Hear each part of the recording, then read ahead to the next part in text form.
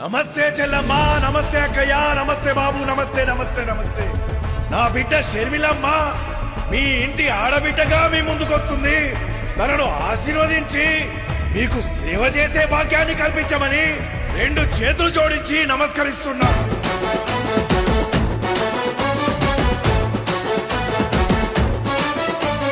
రాజన్న రైతు రాజ్యమో మన కాంగ్రెస్ తోనే సాధ్యమో, నిలువెత్తు అయ్య రూపము నడిచి వస్తుంది షర్మిలమ్మలా.